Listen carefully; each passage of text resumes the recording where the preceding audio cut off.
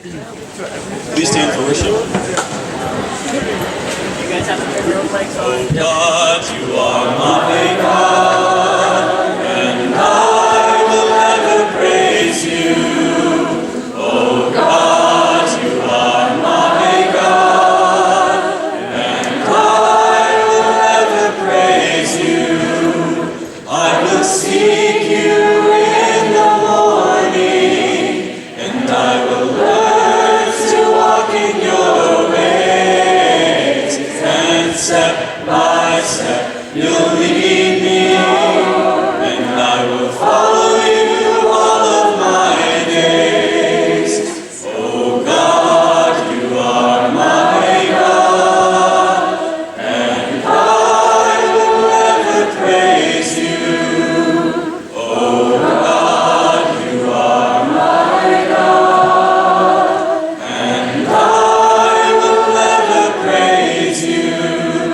I will seek you in the morning, and I will learn to walk in your ways, and step by step you'll lead me, and I will follow you all of my days, and I will follow you all of my days, and I will follow you all of my days, and step by step you'll lead me, Lord, and I will follow you all of my days. My soul magnifies the Lord. My spirit rejoices in God, my Savior. My soul magnifies the Lord. My spirit rejoices in God. My soul magnifies the Lord. My spirit rejoices in God, my Savior. My soul magnifies the Lord. My spirit rejoices in God. My soul magnifies the Lord. My spirit rejoices in God, my Savior. My soul magnifies the Lord. My spirit rejoices in God. My soul magnifies the Lord. My spirit rejoices in God, my Savior. My soul magnifies the Lord. My spirit rejoices in God. My soul magnifies the Lord. My spirit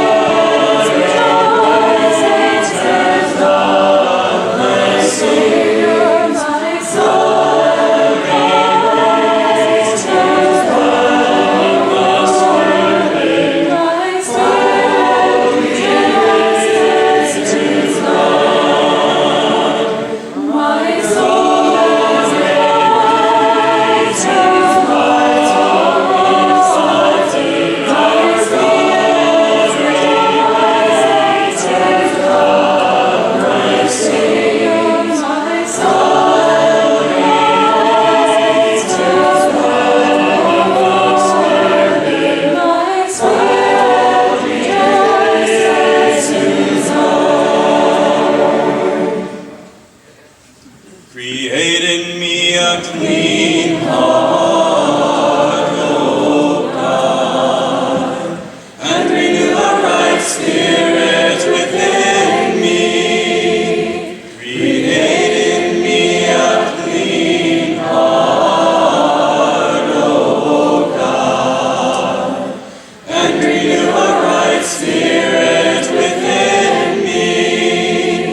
Cast me not away from thy presence.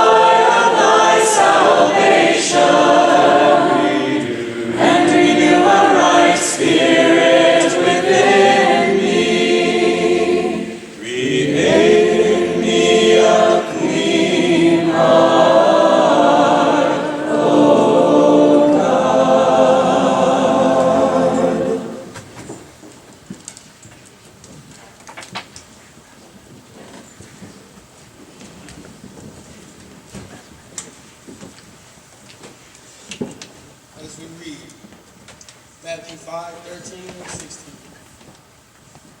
Can you guys hear me? All right. Matthew 5, 13 through 16.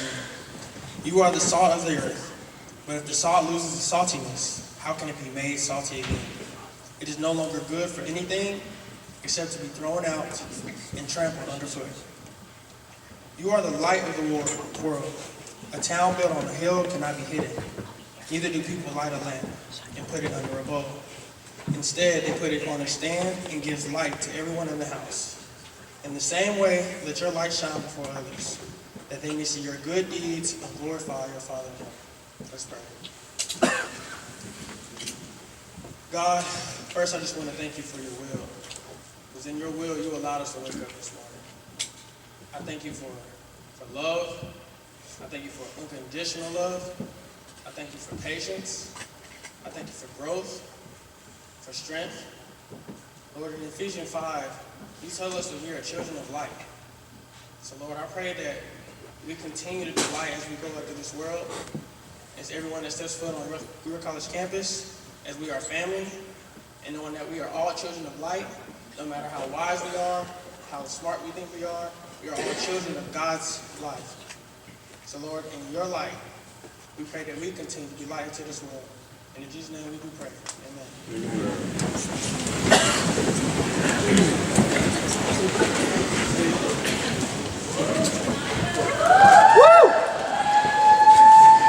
Good morning, York College.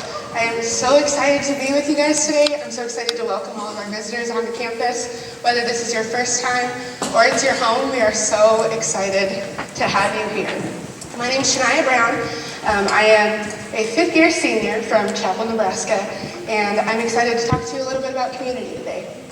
This last summer, I had the incredible experience of studying in Vienna, Austria with our study abroad program.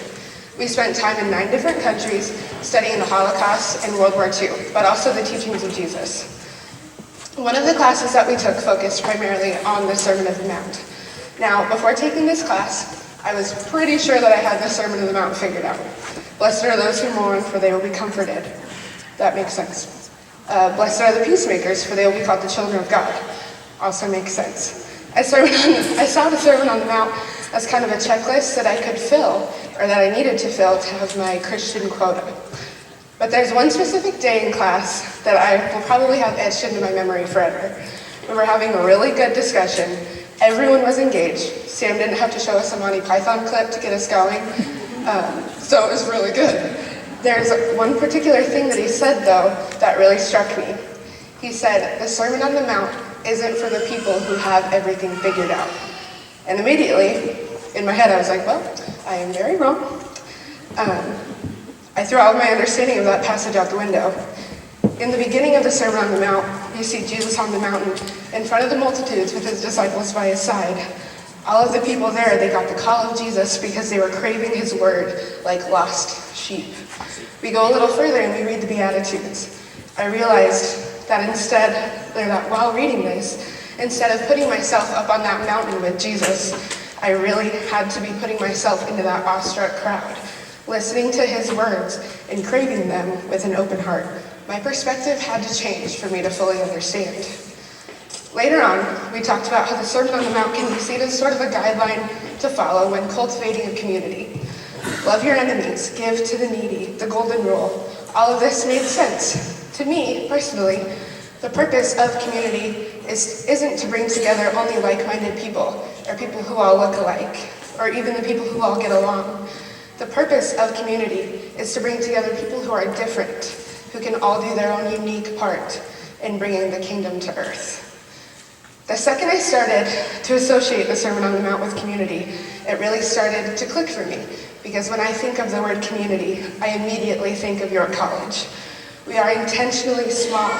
We are a small, intimate community made up of around 500 extremely different people, ranging all the way from athletes and theater kids to international students and small farm town girls like myself. It's different, it's diverse, and it's beautiful. There's something about our campus that really can be found nowhere else. So I've put together a list of 3 things that I think sets our community apart. First, At York College, we're a community of opportunity.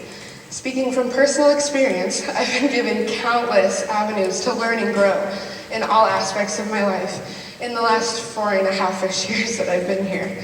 2 years ago, admissions asked me to travel with them to a few youth rallies in Texas and Tennessee. To say that was an exciting moment for me was kind of an understatement, because up to that point in my life, I hadn't really traveled much outside of Nebraska and Colorado and Wyoming. The people that went on that trip will probably never forget the freak out I had when I saw an automatic billboard change ads for the first time in my 21 years of life. But I can't really blame them. To some, that trip may seem like a small opportunity, but to me it meant the world, because I got to talk about the place that I love most and drink real sweet tea while doing it. Fast forward to this last summer, and somehow I turned into the girl that ate 3 meals in 3 different countries in one day. Those are 2 very different opportunities that were provided to the same person because of York College. York College has given students the opportunity to speak at devos and in chapel on really hard and personal topics that they used to struggle even talking to their friends about. Countless students have gone on mission trips and came back here to tell beautiful stories of redemption and grace. We are a community of opportunity. Second, we are a community of transformation. Our mission statement itself says it. We want to transform lives through Christ-centered education and equip students for lifelong service to God, family, and society. There was another day on that same Europe trip where Dr. DeHart made a statement in class that I still think about often. She said, "We would hate for you to walk away from this experience unchanged." Reflecting on that now, I really think that that can be said for our time here at York College. 4 years, or for some of us more than that, is a long time to be at a place that is actively trying to mold you into being a better person, to not buy into it. I think the most beautiful thing, though, is that this transformation does not happen alone. It happens in the minutes stayed after class, talking to professors about upcoming games. It happens while putting in the extra time on homework at Spark Sessions and McGee on Monday night. And it happens sitting on the front steps of McGee on Wednesday nights for devotionals. These things cannot be done alone, and neither should your time here at York College. I find that to be extremely intentional, because we are a community of transformation. Finally, we are a community of love. I have a friend recently that recently loaned me Love Does by Bob Goff, where I found the perfect quote that I think sums up the kind of love found at York College. It says, "The world can make you think that love can be picked up at a garage sale or enveloped in a Hallmark card, but the kind of love that God created can only be demonstrated as a costly one, because it involves sacrifice and it involves presence. It's a love that operates more like sign language than being spoken outright." If you have spent any amount of time on our campus, you know that that love is freely shown and freely given because you have felt it. There has not been a day in my time at York College where I could just slip away into the crowd and go unnoticed, because there's always someone, students, professors, and staff, that have gone out of their way to make me feel at home. We are a community of love. I fully understand that you won't come here to York College having this whole community thing figured out. Honestly, it's expected, and even more importantly, it's okay. But my prayer for you is that you will eventually leave knowing that you are cared for, you are known, and you are relentlessly loved. I'm so happy to have you all here. I couldn't love this place more, and I hope that we can show you the York College experience this weekend. Thank you.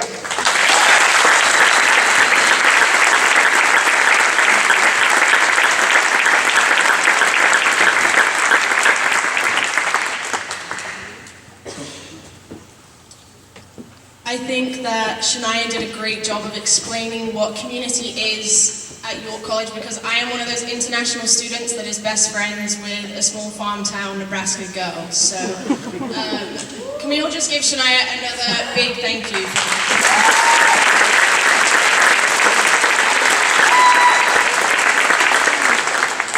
My name is Corey McDonald, and I work in the admissions office. You'll see a lot of us around. We're pretty much wearing jeans and polos, so if you see us, come and ask us questions. But we just want to do a big welcome to all of you Panther Days students and all of our members of the Board of Trustees. So again, let's show community and let's welcome them to campus one more time.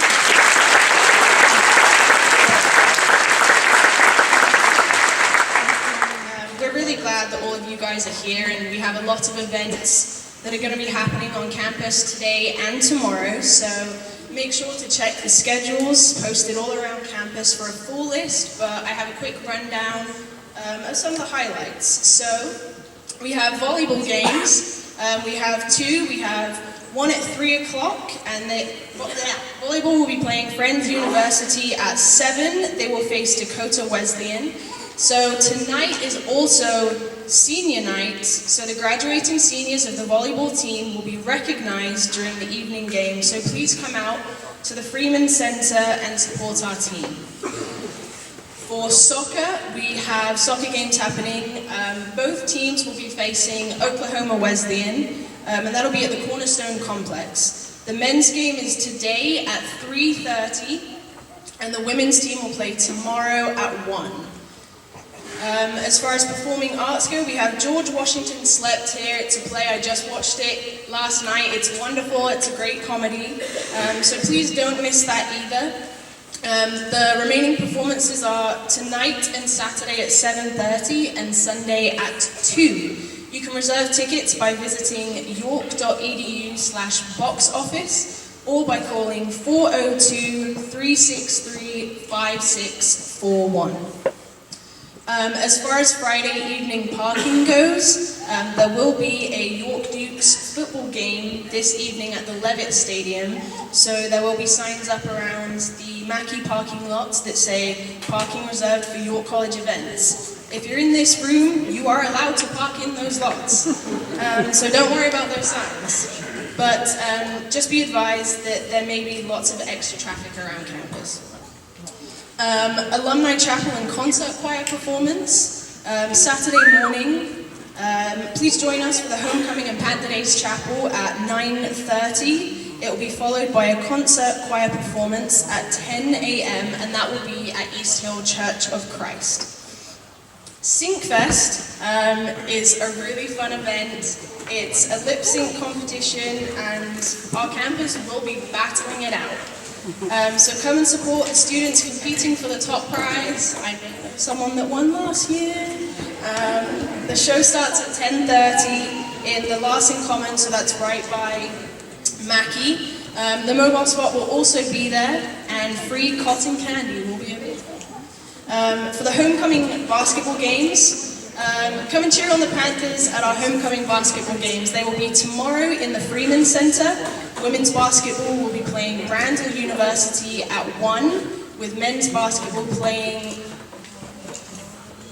Bible College at 3 o'clock. The crowning of the 2018 homecoming Queen and King will take place during the halftime of the men's game also. So thank you guys so much for being here. We welcome you again, and please enjoy the weekend.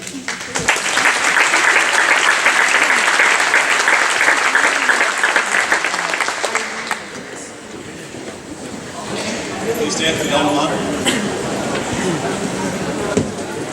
On the hill of the rising sun stands the college we hold so dear.